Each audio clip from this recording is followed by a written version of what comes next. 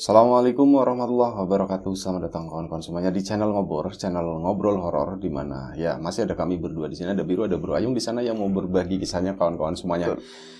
Tapi sebelum kita menuju ke Bro Ayung, terlebih dahulu kami mau mengucapkan banyak-banyak terima kasih untuk kawan-kawan semuanya yang udah kasih support, udah kasih dukungan dalam bentuk apapun ya. Subscribe, share, like, dan yang lain-lain, komen.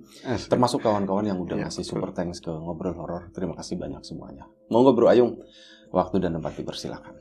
Silakan. Baik, terima kasih Mas Biru atas kesempatannya. Seperti biasa, tak nyapa kawan-kawan dulu. Assalamualaikum warahmatullahi wabarakatuh. Waalaikumsalam warahmatullahi wabarakatuh. Bismillahirrahmanirrahim. Apa kabar kawan-kawan Ngobor semua? Semoga semua dalam keadaan baik, sehat, dan selalu bahagia tentunya kapanpun dan dimanapun saatnya. Amin. Kembali di Ngobor, ada kami berdua, ada Mas Biru, ada Bro Ayung katanya. Kita berdua akan nge-share cerita-cerita horor. Hari ini, semoga dulu semoga sehat. Selamat sampai tujuan. Oke, baik. Hari ini ada cerita apa Bro Ayung? Ada sebuah cerita. Tadi lupa. Iya. Kita tuh mau nyoba duduk di sana. Oh iya, di sana. Dipinjemin sofa. Ini mau dicuci taplaknya soalnya. Tapi udah di sesuatu kan, Bi. Habis inilah nanti habis ini. Oh iya, ini kan harus ada upacaranya dulu orang mau disucikan, asik. Oh iya. Ada cerita apa? Cerita apa? Iya. Cerita ini adalah cerita dari Mang Karman, Pak Karman dan Rohayati, Mbak Rohayati. Ya, kalau sekarang mereka udah tua semua ya. Pak Karman sama Bu Rohayati aja wis ya. Cerita ini dari ponakannya namanya Udin. Jadi mengisahkan sebuah peristiwa. Ya, tengahnya cukup lama sih, Mas. Mas itu mengalami peristiwa tersebut gitu ya, karena nyambung katanya. Tapi kejadiannya tahun 90-an, di mana saat itu Mang Karman dan Rohayati, Mbak Rohayati itu belum lama menikah. Ya baru mau setengah tahun lah menikah. Kayak gitu. Dan di tahun tersebut kan di kampung kami, area Tegal Blok sana. Kalau gitu. 30 tahun 90-an menikah, berarti sekarang mungkin usia pernikahan mereka udah sekitar 30 tahunan ya. 30 tahun usia ya, pernikahan. Bapak lah. Iya. Sudah hampir gitu.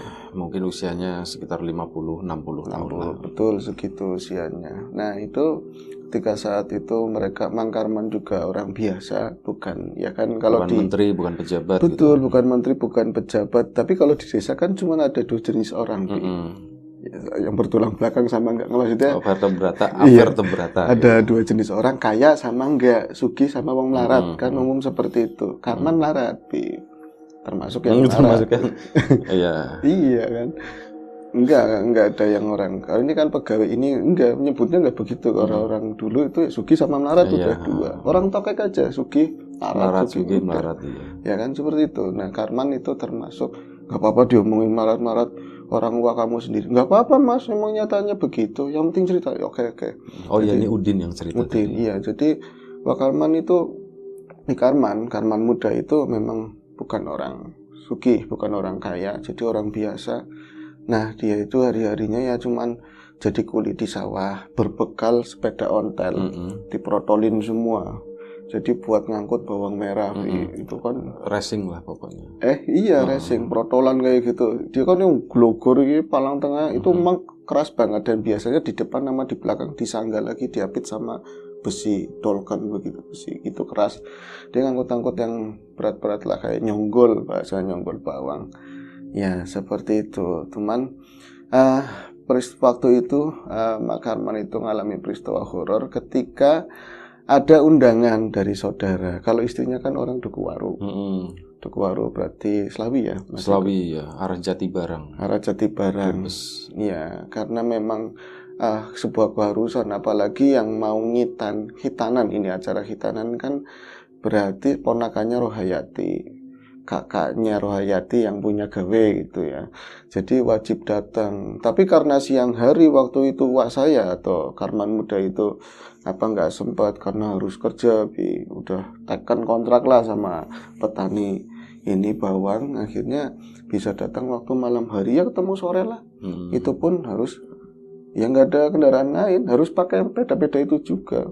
Ya dandan sebisanya. Kalau orang dulu udah pakai yang susah ya, pakai baju rapi, pakai celana bahan, udah nyetil lah kayak gitu. Dan istrinya ya Rohayati seadanya pakai seperti itu.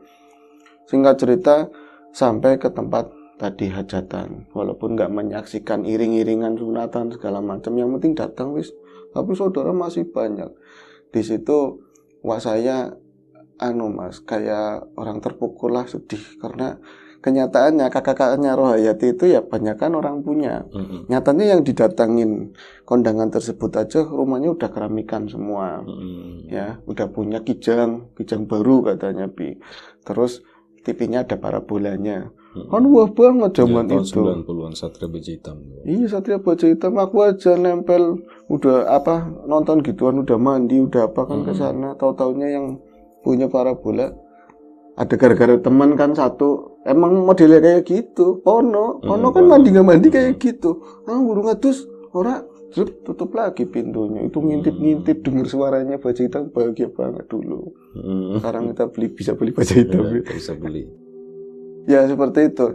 Jadi di sana itu dibanding-bandingkan sama keluarga dan bukannya sindiran lagi, benar-benar telak lah ngomong bahwa titik kon kakak gue baik, kamu seperti itu aja. Padahal kan baru seumur jagung pernikahan. Jadi diomongin yang jelek-jelek tentang Karman, bahwa Karman orang nggak punya. Seharusnya kamu dulu sama si A si B itu di keluarga kayak Karman itu direndahkan. Memang Karman juga menyadari, Wakarman menyadari betapa. Tapi Wakarmannya di situ. Di situ ada langsung. Sakit hati ya? Sakit hati, tapi nggak ada reaksi spontan buat sporadis, buat nggak ada. Jadi cuma diem dan rumangsa gimana sih. Akhirnya yang bikin saya itu kecewa, istri tercintanya justru nggak belain gitu loh. Seharusnya kan, Pak jangan ngomong kayak gitu, yuk Lik jangan ngomong kayak gitu atau apa. Dia diem seolah-olah berkubu sama mereka, mengiyakan gitu loh. Iya kok aku sekarang susah sama Karman, seolah-olah begitu. Jadi tak tungguin ya. Jadi Karman itu kecewa banget tapi nggak diomongin. Setelah memang masa tadi kondangan selesai, balik lagi kan. Dia itu orang Lawatan, desa Lawatan kan sini ya. Adiwerna, masih kecamatan Adiwerna. Jadi naik sepeda, ya zaman itu 90 kan memang udah banyak aspal. Tapi kan nggak semua itu lewat jalan utama, jalan gede, harus teratas lah. Itu musimnya hujan, udah musim hujan, dimana lewat jalan-jalan kampung, aspal sedikit, bolong-bolong. Itu beberapa kali Rohayati turun biar bisa lewat. Ya Karman milih jalur yang enakan, Rohayati turun, nanti naik lagi kayak gitu. Tapi ya ini saya emang nggak ngomong apapun sama istri, bentuk kalau dia itu marah. Saya itu marah, tersinggung. Begitu pula Rohayati menyadari, lanangnya aku, suamiku berarti marah. Dia yang tadinya berangkat itu meluk. Nah ini ke pinggangnya jadi nggak berani, paling di pucukan sadel kan biasanya ada gitu aja sih di situ, walaupun kadang-kadang kejepit ya kan. Itu coba nanyain, Mas aku mudun pas lagi jalan-jalan yang rusak nggak dijawab saking marahnya gitu loh. Tapi emang Karman bukan tipe orang yang betul-betul enggak tuh. Akhirnya ngalah, turun lagi kayak gitu, sampailah suatu jalur pertengahan Mas. Waktu itu dia lewatnya mana ya, Bulak Pacing apa mana, di situ Pacing daerah sini ya desa semua sih sebenarnya. Pecangakan udah deket Bi, katanya setengah perjalanan sih. Setengah perjalanan. Terus waktu itu Bang Karman nggak jelas ngomongnya sih di daerah mananya. Yang pasti jalan itu udah aspalnya kurang bagus zaman dulu. Ya kebanyakan kendaraan-kendaraan tahun 90-an kayak apa sih? Tapi masih banyak orang pakai sepeda. Nah ini hujan Bi, ya gerimis dulu, kerap lah, gerimis banyak gitu, gerimis mulai gede. Akhirnya Rohayati kembali ngomong lagi, Mas orang Ngahub itu masih diem Bi, masih kayak acuh banget gitu kan.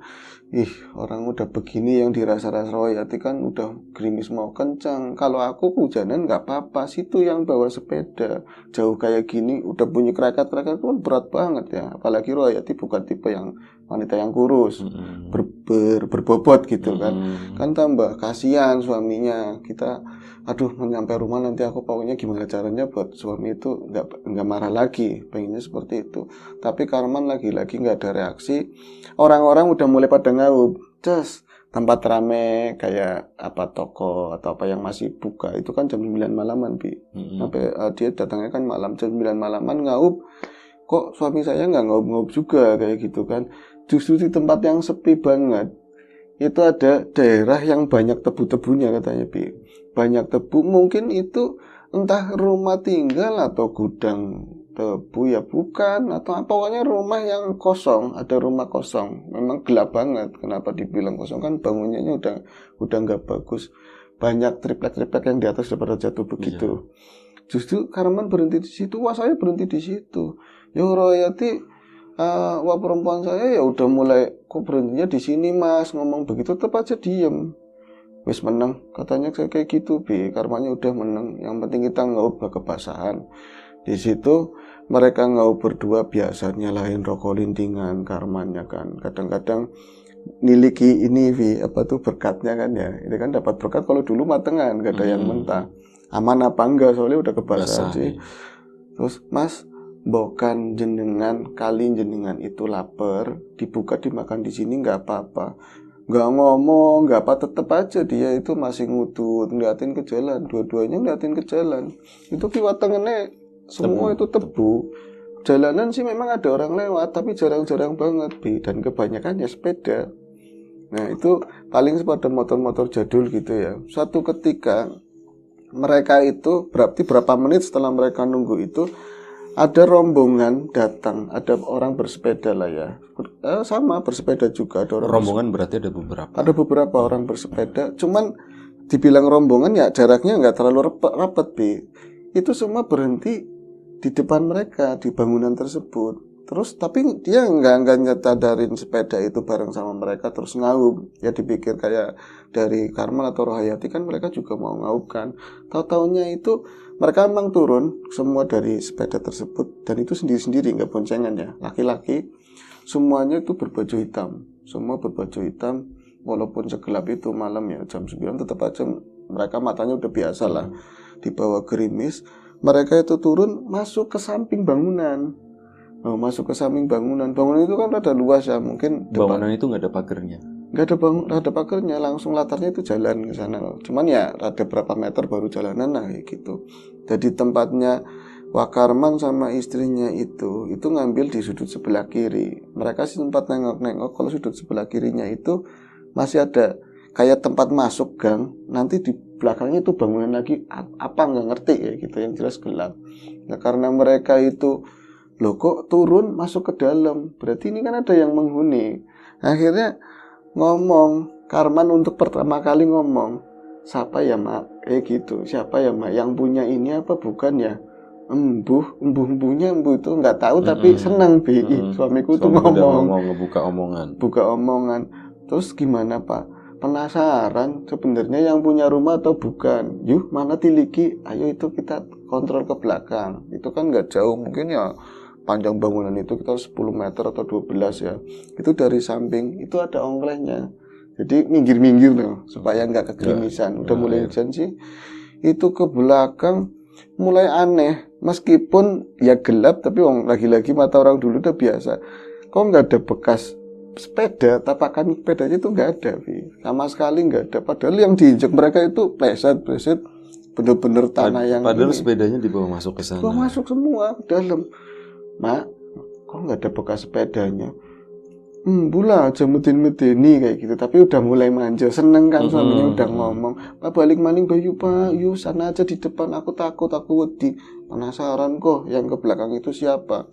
Itu tutin ke belakang terus itu mereka mendapatkan di belakang itu nge-L begitu ya. Itu ada bangunan ini kayak semacam hangar, gudang gitu ya. Gudang tapi yang nggak terlalu luas lah. Itu kosong blong kayak nggak ada apa-apanya, hitam dan nggak ada satupun orang di situ katanya.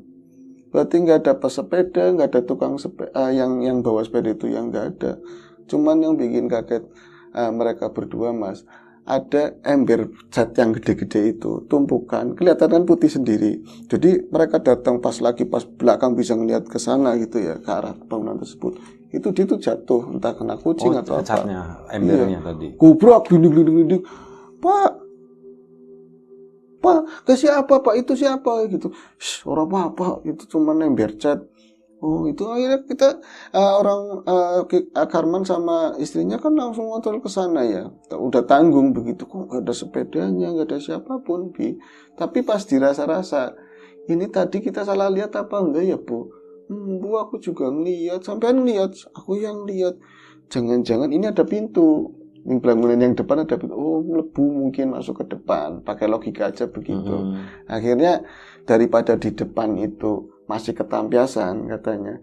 Karman sama istrinya Ketampiasan ke depan itu maksudnya lagi. kena air. Iya, ketampiasan kena air. Ngambil sepedanya ke depan, dibawa ke belakang. Hujan makin deras. Jadi mereka justru ngaup di bangunan kosong itu. Nah, itu di sana anteng, udah mulai ngobrol sih. Kenapa sih Pak Miki? Tadi itu kenapa? Sampean marah ya? Orang marah primen katanya. Kamu ada orang keluarga ngomongin saya diem aja. Nah, wong saya be aslinya kecewa katanya begitu. Saya aja aslinya kecewa. Dulu lagi dijodohin, sampean deketin saya aja katanya punya ini punya itu, ternyata ya. Nah, tapi kan yang penting bahagia bukan masalah itu. Kurangnya rame di situlah rame. Ujung-ujungnya pas lagi suruh-suruh begitu, debrak ada suara kayak gitu lagi dari arah belakang. Dari belakang ini apa ya? Kucing apa ya? Karyawan, kucing apa ya? Digituin tapi nggak ada suara apapun. Kemudian ada suara tss, tss, kayak suara ular. Siapa ular yang maneng buri kayak ada ular gitu. Ya wong orang sawah ya ada ular. Saya mah nggak takut Pak katanya gitu. Bisa aneh, karena sampean kan udah mesra cuman mereka nggak berhubungan di situ kan kotor semuanya. Itu tahu-tahu ada yang mbak jepot gitu dari belakang. Itu bangunan belakang itu seng. Nah terus yang paling sudut itu bolong, sono sawah. Ada yang bener-bener masuk. Ya ketawa saya itu gelap gulita tapi terang benderang. Sosok itu terang benderang. Kontras. Itu sosok yang umum banget lah sih orang. Pocong. Bukan. Kuntilanak. Sosok kuntilanak itu dari belakang. Tebu sih. Tebu. Kalau ini gedang, pisang. Kebanyakan pisang. Dia tebuan. Langsung ces. Mas, kata saya nggak pernah lihat gituan ya. Tapi terbangnya nggak lurus mas. Katanya rada miring begini. Rada miring terus cet. Itu pas banget kayak di kotak kancing yang ambrol. Itu berhenti. Nah, saya itu berdua. Mereka bukan pemberani, tapi kayak kepotong gimana sih? Cuma ngeliatin. Takjub atau apa gitu. Jadi utak-utik. Orang itu aja mangkaman. Katanya kakinya yang ngutik-ngutik istrinya. Kepala istrinya. Cuman ngasih ngode. Bu, itu apa? Cuman nggak bisa ngomong. Istrinya juga begitu. Jadi dia ngapa-ngapain. Lah pakai berhenti segala, kirain mau ke bangunan depan ke sana. Jadi berhenti pas lurusnya mereka. Yang mungkin dari tembok belakang itu mereka nggak mepet karena ini kan kotor kayak bekas cemong-cemong bakaran apa lah ya. Sebentar, ini ada lubang kayak lubang sudut sana. Iya, misalnya ada lubang kayak jendela, tapi nggak ada kacanya. Nggak ada kacanya. Sosok tadi jalan di luar. Dari belakang. Oh nggak dari belakang, dari arah sawah. Iya, maksudnya di sisi luar kan, di sisi luar set. Terus begitu pas di depan bolongan tadi itu kelihatan gitu. Kelihatan. Di tengah-tengah berhenti. Berhenti, jelek. Itu bisa mematung semuanya mau ngapain. Nah yang diarani dudu setan dinamain bukan setan, yang ngapain ngambang dan bentuknya ya orang-orang ceritain. Akhirnya itu untuk pertama kali. Bentuknya gimana katanya? Bentuknya awud-awudan katanya. Jadi ada yang mungkin yang diri bonding itu yang versinya enggak gumbel mulu dowo gitu loh. Ininya itu gumbel banget itu mau kangsra ke belakang. Itu mbaur sama gaunnya. Dan angin kencang kayak gitu katanya nggak ada kebebasan sama sekali. Bener-bener kayak ya ini aja lah bentuk kayak disosok begitu ya. Cuman terang, mukanya bener-bener kelihatan pucet, kayak ada mata pandas kayak nong film kok katanya. Ada yang film-film itu berhenti ngeliatin mereka berdua. Nah itu akhirnya Karman bisa membuka omongan, "Ma, gue si Kunti," kayak gitu. "Ma, itu si Kunti." "Iya Pak." Itu menang diem lagi. Dia itu kayak cool banget cuman ngeliat kalau mereka kayak seolah-olah lagi ngawur bocah kayak gitu. Itu mundur lagi, nggak atlet, nggak balik badan, nggak mundur lagi ke bolongan. Itu perasaan lewat di belakang mereka ke sana baru kayak gitu doang, ketawanya kayak gitu dicontohin sama Udin. Ya aku juga pernah denger yang kayak gitu, tapi film ya kan. Itu lah ini tahu-taunya ini sosok itu ke belakang, ada sosok yang pakai sepeda, tapi di belakang itu bukan di bolongan ya, kelihatan lah dari bolongan itu mereka bisa bener nuntun, dan sepeda itu kayak buat mana penting. Pipitan lo kono, orang yang tadi Bener-bener saat itu mereka tuh didistract sosok-sosok kayak gitu, Bi. Akhirnya diberani-beraniin Karman sama istrinya tuntun-tuntunan. Itu nyepakin kaleng apa aja di situ ya, bekas bakaran yang buat tebu atau apa ya. Itu ke jendela ngelongok, bener-bener dilongok begini. Sosok itu memang apa ya namanya, bekasnya babatan tebu itu kan ada yang tumbuh-tumbuh segini nih. Sepeda itu di atas itu, Bi, bener-bener nggak di kayu, jalan dituntun. Itu arahnya masuk makin ke dalam ke sana, ke arah sawah tebu yang lebih lebat. Itu wah saya itu ndruk-ndruk, dua-duanya itu ketakutan sama istri. Akhirnya sebisa mungkin mereka itu keluar dari area tersebut.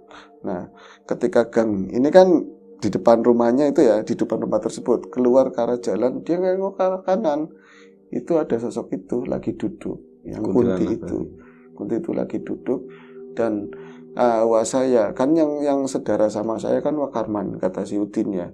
Wah saya itu ngerasa aneh ketika mereka melanjutkan perjalanan tapi udah batiran lah, udah temenan. Yuk Bu manjat, itu mbok nyet, istrinya kan berapi. Itu katanya lebih berat lagi dan gak ada suara apapun sampai rumah. Istrinya tuh gak ngomong apapun. Dan yang dia kerasa menggelang tangannya di pinggang cuman dingin. Sampai rumah itu istrinya Wisoma mudun, ini udah sampai Geno mudun, kamu kok nggak ngomong nggak apa sih, marah ya gantian di kayak gituin, Bi. Orang karmanya udah merusak masih begini, masih pegangan. Kenapa apa sih, ma pas ngelihat istrinya itu nggak ada reaksi apapun, kayak orang kaku cengok gitu kan, keruangan gitu ya, ngobrol sama yang di rumah kan masih sama orang tua kan. Itu tahu-taunya ya kayak ketempelan begitu ngomongnya, kata orang tua. Akhirnya biasa suwuk, diraupi segala macam. Ketempelannya gimana sih, kamu ketawa-tawa atau enggak sama kali? Oh cuma diem aja. Diem mematung dan posisi kayak masih duduk begini dong, wong diturunin dari sepeda aja masih begini, bener-bener matung tok. Pas udah diraupin, dibacanya biasa sepet gitu kan, dia udah mulai langsung nangis. Katanya di depan tadi dia itu ngeliat ada pohon, ada perempuan lagi gantung-gantung di situ, Bi. Tapi mukanya sama yang Kunti itu sama mukanya mirip banget lah. Bisa niteni kayak gue.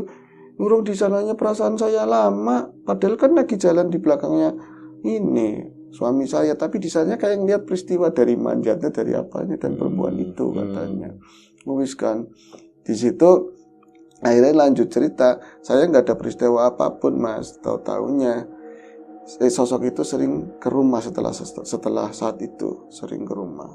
Dan aku nanya-nanya sama orang pintar, sama orang yang paham kayak gitu. Sebenarnya emang itu udah ngikut dari kamu udah lama kayak gitu.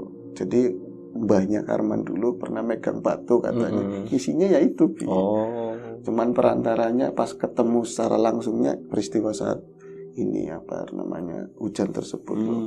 Nah dari itu akhirnya Karman kan orang tani, dia itu selalu nemenin gitu, tapi nggak ngerusuin istrinya, nggak ngegangguin enggak, gitu, tapi kayak ngebantuin saat dia tuh nungguin bawang. Orang-orang kan kayak berdoing tuh ya, dia itu yang jaga itu, Bi. Yang jaga katanya itu. Iya. Dan saya pernah ngalamin peristiwa kayak gitu ketika aku harus nunggu bawang punya mbah. Ada satu orang, ini namanya karbat ya, contohnya namanya karbat aja wis. Pada apa gitu, nunggu bawang ki, dia itu sebelahan sama bawangnya mbah. Orang usah pada balik baik. Kono sing malingi, kalau ada yang malingin gimana? Tanggung jawab saya. Batiraku sing nenggoni. Saya nggak ngeliat, teman saya yang lihat, yang punya mata penglihatan gitu. Anak Kuntinya jondel lu katanya, Kuntinya itu ikut.